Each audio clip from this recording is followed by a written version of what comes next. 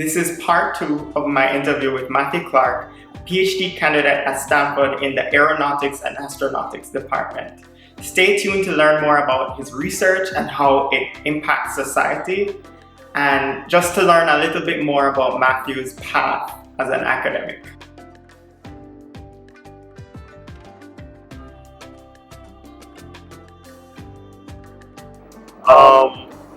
But yeah, it really does transform your passion for teaching and your passion for research into a whole package that you can sell yourself as a professional. In addition to doing that, you meet awesome people along the way who are different, who you would not necessarily meet today. They bring students from anthropology, theater, musical arts, sciences, engineering, business, all students who want to pursue careers as pioneers in their field. So I really love it, and I'm happy you got it. Oh yes, I'm also a DARE fellow, but I'm celebrating another DARE fellow. Actually, a DARE fellow that helped me in my application as well. So, yeah. Okay, I want to get into the other portion of this interview. I also want to keep it relatively short so more people watch. Yep. So, after answering what led you to graduate school, how does your current research affect everybody's life?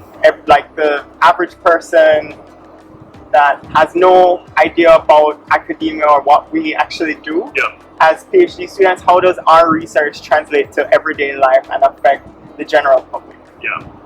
I'll answer with two points. And the second point, it came to me as I was writing my faculty applications last night. Oh wow!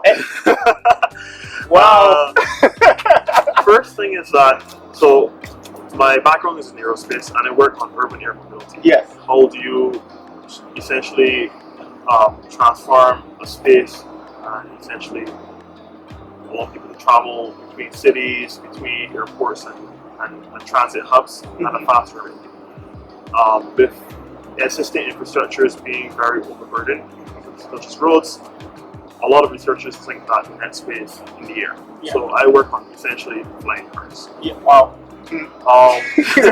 So the first thing, how would it impact society, the broader society?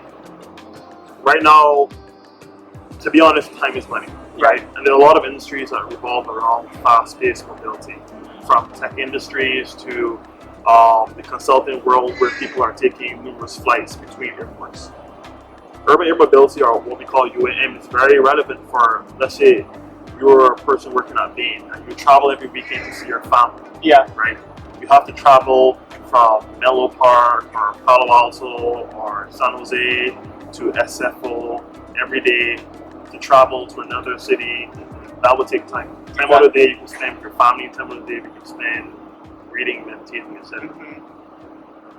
What if you can actually travel in the air, reducing that time to 10 minutes as opposed to 40 minutes? And I did that. Wow. It's actually pretty cool. Wow. It's very time consuming. I'm sorry, well, the opposite of time consuming, where you actually can leave your house and just land in the airport, pass customs, and then go to an aircraft. Wow. So that is how we think about transforming the scope of transportation.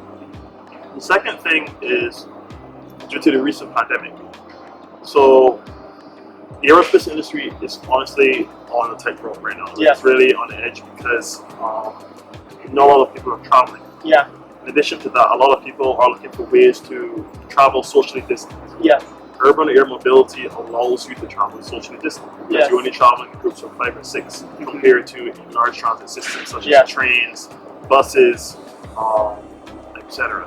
Wow. So we think that although the large jumbo jet era, such as the Airbus A380 and the Boeing 737, although that era has come to an end, there's a new era beginning, an era of fast transit between San Francisco and Oakland, San Jose and San Francisco.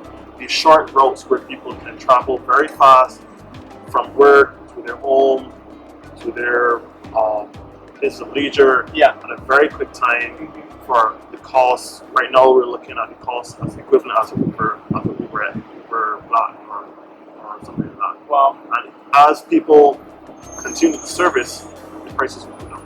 Wow, that's great. Love that. Okay, so you've answered that question. And now I'm going to bring it back to graduate school.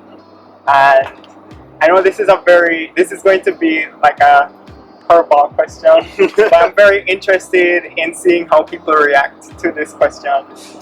Like a student asking a professor, hey, a curveball question, so. Yeah, I guess, yeah, but this is mostly for students thinking of graduate school or that are trying to understand what we do.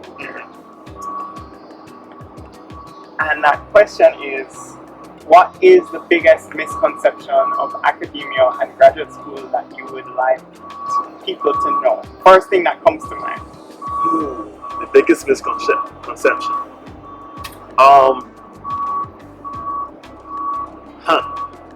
would say the biggest misconception about graduate school is that it narrows our scope, our abilities. I think the thing that a lot of people don't understand about graduate school is that it's not necessarily giving you, in undergrad you're given the information. Yeah. And then you regurgitate that information in your daily lives. Whether it may be engineering, sociology, arts, whatever. In graduate school you're given the tools. The tools to do whatever, the tools to problem solve, the tools to critically analyze, critically think, and to communicate.